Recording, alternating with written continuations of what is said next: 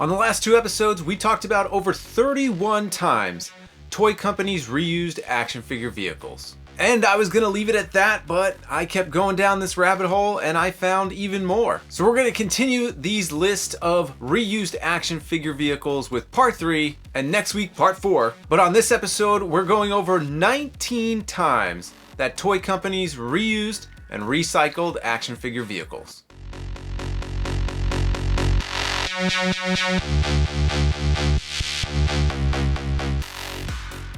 Welcome back, guys. It's Thomas. Now, I really was not planning on doing a whole month of this same theme, but the more comments I got, the more I realized that there was tons of different reused action figure vehicles that I didn't have on my list. So I just kind of want to round it out and make sure I cover everything. Now, of course, when this month is all said and done, I'm sure there will be some missed, but we are adding 34 more to the list in total. But today we're just going to go over 19. Now, some of these are based off recommendations you have made in the comments, and I'll try to give everybody a shout out, but if I forget, I apologize. I'll try to put your comment somewhere on the screen as we're talking about that item. And just a follow up from last week's episode, we ended it on an action figure vehicle airplane that was reused for Godzilla and Independence Day. This was the FA-18 Hornet Strike Jet.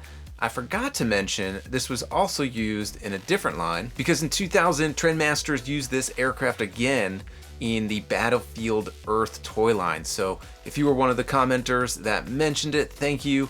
I didn't even know they made toys for this. I didn't know you can get a John Travolta action figure and a Barry Pepper, but they did reuse this action figure vehicle. So if you did have all three, you'd have a nice little fleet there.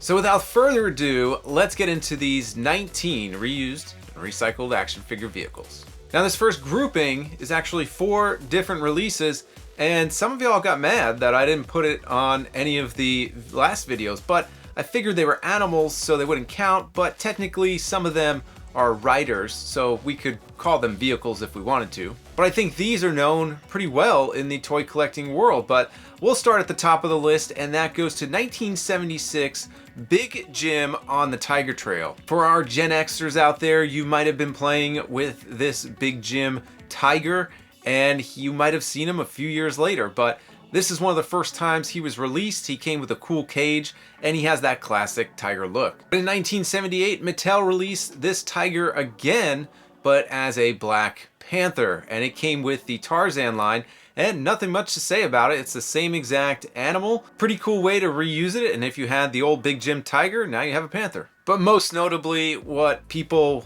really remember this mold for is for Masters of the Universe, and that of course goes to Battle Cat. They took that old mold of the cat, they painted him green, gave him some yellow stripes, put some red armor on him, and boom, you have a new character slash vehicle for your Masters of the Universe. But Mattel wasn't done, because a year later in 1983, we all know that Battle Cat was then repainted as Panther, this time with some purple flocking for Skeletor. Next, we have reuse from a company called Mego, and my first introduction to Mego was an old VHS tape that had the Batman movie on it, the Adam West version, and there was a commercial with all the DC Mego figures on there. But they made a Volkswagen in 1974 for a girl line called Dinah Mite. Now, this was the Dinah Mite Campmobile. Pretty cool. It looked like your typical beach-going van. It came with some chairs, some beach towels, a little awning so that if your Dinah Mite girls were getting too much sun, they can get some shade. But it was used in the same year, 1974,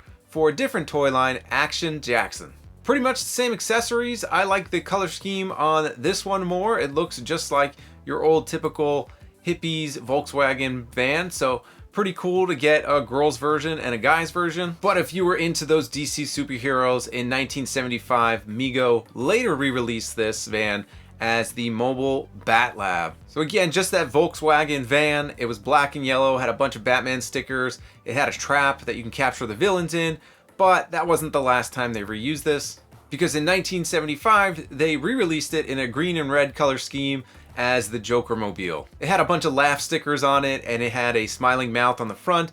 It had a big flower on top that shot water. Now, I'm willing to bet these aren't the only 4 times that Mego reused this van, but 4 times on this list is enough. Now let's look at some unreleased vehicles that later had their time to shine. In 1989, Kenner showed off a prototype for their police academy, Crime Mulcher. This was a small one-person vehicle with a propeller on top. Looked pretty cool. Unfortunately, it never made it to market, but it did get shown off again, only to not be released. But the Kenner Real Ghostbusters line in 1991 showed off plans to release the Ecto Glowcopter. Unfortunately, this one never made it to toy shelves. However, 35 years later, Hasbro is re-releasing this, and hopefully some of you got your hands on it, but the Ecto Glowcopter is coming out. I think you're still able to pre-order it, but pretty cool that even all this time later, I don't know if they completely reused the molds if they still existed, but they went back and now they're releasing this old design for collectors. And in 1993, Playmates released Exosquad, a quintessential 90s toy line. These little figures going inside these mech suits or E-frames or exo frames. And we had a few of these. We love these action figures and mech suits.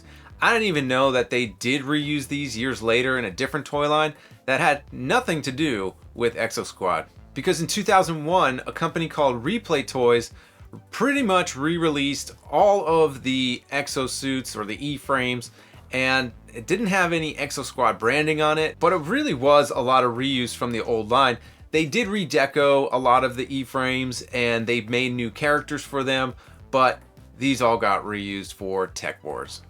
Now this next one of you mentioned in the comments on both the last videos and I forgot to mention, so I wasn't going to forget it this time, and that goes to Hasbro's Awe Striker from G.I. Joe Real American Hero in 1985. Now I knew Hasbro was repainting vehicles within the G.I. Joe line itself.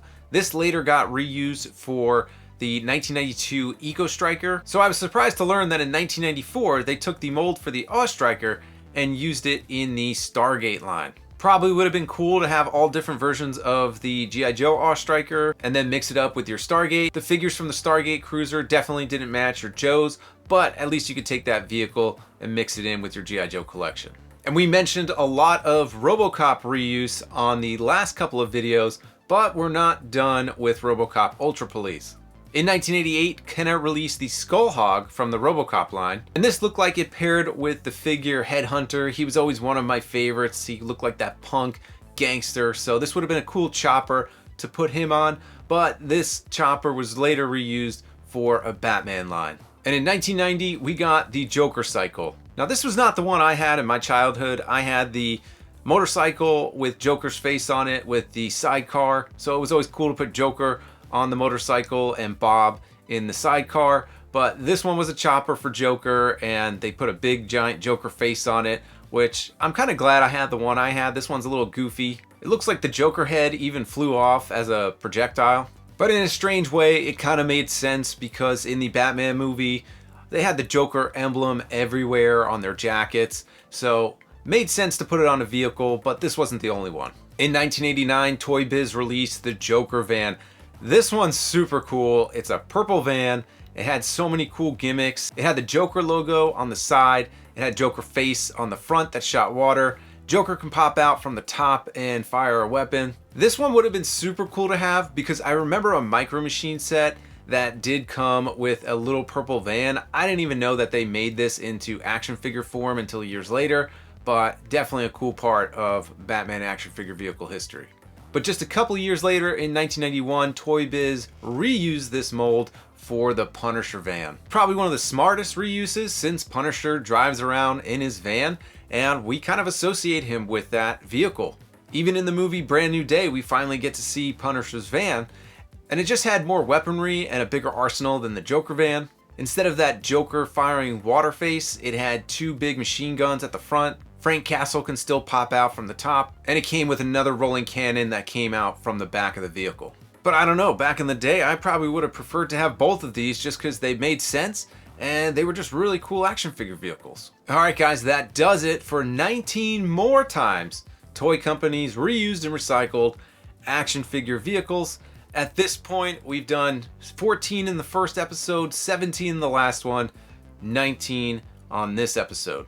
So at this point, we've already covered over 50 reused and recycled vehicles, which is crazy, but we're gonna complete the month of August and put 15 more in next week, so I hope you join us then. But that's all I got, folks. So if you did enjoy this one, please don't forget to hit like and subscribe. I truly appreciate it. And until the next episode, we'll catch you next time.